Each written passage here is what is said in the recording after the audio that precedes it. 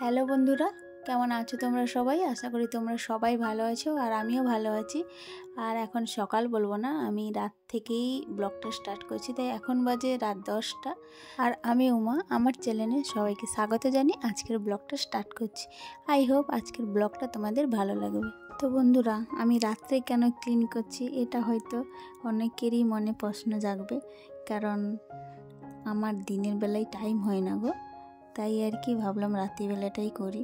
আর বাদ বাকি রইল দিনের বেলাটা সকালে উঠে সমস্ত কাজবাজ সেরে তোমাদের দাদাভাই ডিউটি যাবে, আমি ডিউটি যাব, একটা বাচ্চা আছে, ঘরে মা আছে, তো এইসব করতে করতে টাইম চলে যায়। ডিউটি আমাকে জয়েন করতে হয় 10:30টায়, তাই আর রাত্রে আসি 8টার সময় ছুটি হয়ে যায়, আস্তে আস্তে 8:30 তো বেজে যায়।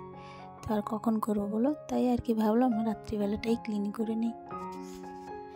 আর এটা কি বলতো, এটা হচ্ছে না ওয়ালপেপারগুলো যে পাওয়া যায় না সেইগুলো, এটা কিন্তু মার্বেল পাথর না, কেউ আর বুঝে বসো না যে এটা মার্বেল পাথরটা, এটা ওয়ালপেপার। ওই জন্য একটু তেল তেল চিটা হয়ে গেছে, তো তাই গরম জল করে ভালো করে ঘষে নিয়ে আমি ক্লিন করছি আর কি। আমি গ্যাসটা ক্লিন করে নেব। আর এই গ্যাসটা এত ভারী জানো না, মানে হাতে তুলতেই পারি না, এত ভারী বলার বাইরে আর কি। তো আমি এখন কি করব, এই উপরেরগুলো ক্লিন করে নিয়ে, মানে উঠাতে তো পারবো না, সাইড দিয়ে এটাই ক্লিন করে নেবো আর কি। আর কি বলো তো বন্ধুরা, ছুটির দিনও টাইম হয় না, কারণ আমাদের ডিউটির ড্রেসগুলো আছে, তো সপ্তাহে আমাদের 2বার করে ওয়াশ করতে হয় ওইগুলো। ওই জন্য ছুটির দিনে আমরা ডিউটির জামা কাপড় ধুতেই ব্যস্ত। তারপরে ছুটির দিন তো বাপিকে নিয়ে একটু এদিক সেদিক ঘুরতে যাই, তার মনটাও ফ্রেশ হয়। সপ্তাহে একবার ওকে নিয়ে বেরোলে ওর মনটা ফ্রেশ হয় আর কি। তো এমনিতেই তাকে ছেড়ে দিয়ে কাজে চলে যায়, আমারও খারাপ লাগে, ওই জন্য আর কি এতটা টাইম হয় না। আর রোজই রান্না করার পরেও আমরা ক্লিন করি, কিন্তু এতটা ক্লিন হয় না যতটা মানে একটু টাইম দিয়ে ক্লিন করা আর একটু তাড়াহুড়োয় একটা ক্লিন করা, সেটা একটা আলাদা ব্যাপার থাকে, তাই আর কি।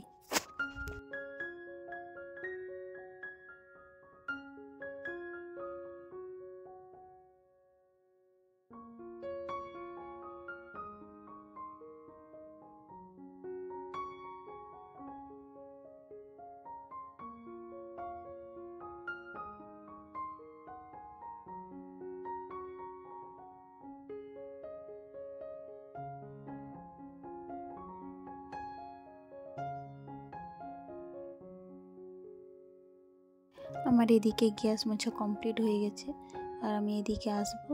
এদিকে বার্নারগুলো যেগুলো আছে ওইগুলো ভালো করে মেজে আমি ওয়াশ করে নেব।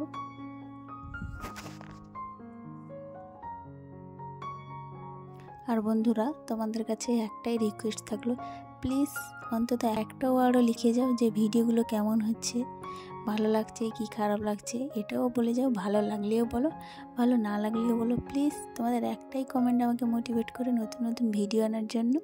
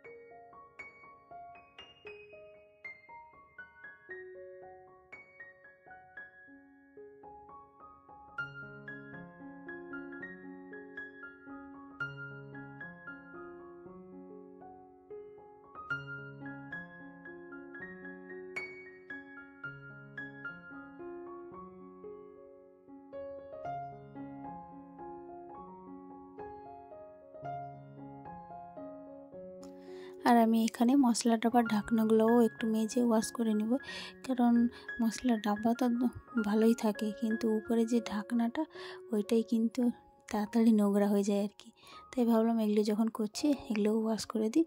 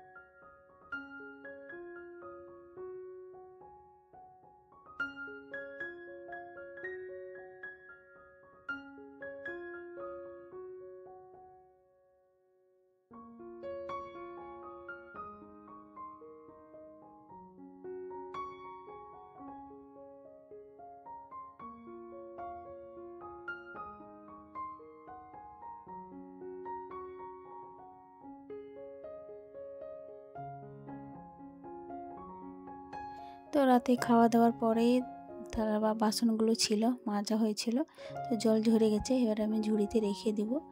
আর এই দিকে আমি ওই ঢাকনাগুলো ভালো করে মুছে নিব, মুছে ডাব্বাগুলো লাগিয়ে দেবো আর কি।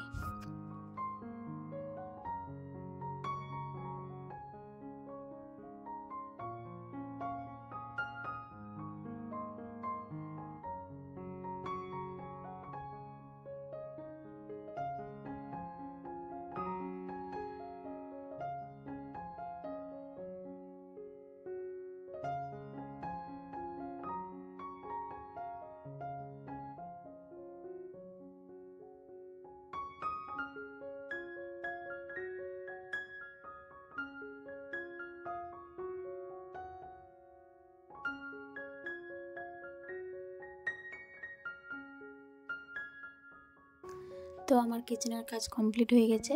আর এইদিকে দেখো তোমার দাদা আলু, কাঁঠাল, ড্রাই ফ্রুটস, আর এটা হচ্ছে 5 ফোড়ন, আমুলের বাটার, আপেল নিয়ে এসেছিলো। তো গুছিয়ে রাখার মতন আমার টাইম সেরকম পাইনি আমি, তাই ভাবলাম এখনই গুছিয়ে নিই।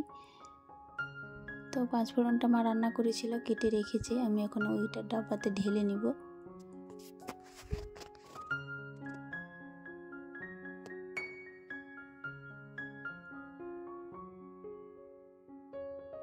পাঁচ ফোড়নটা ডাবায় ঢেলে নিয়েছি, এবারে লাগিয়ে নিয়ে জায়গার মতো রেখে দিব।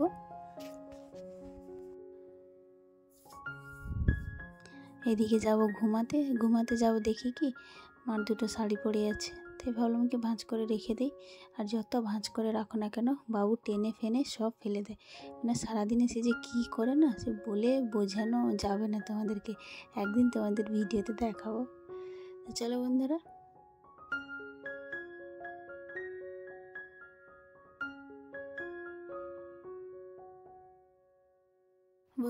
ব্লগটা আমি এখানেই শেষ করছি। যদি কিছু ভালো লেগে থাকে প্লিজ লাইক, শেয়ার, কমেন্ট করো আর সাবস্ক্রাইব করে আমার পাশে থেকো।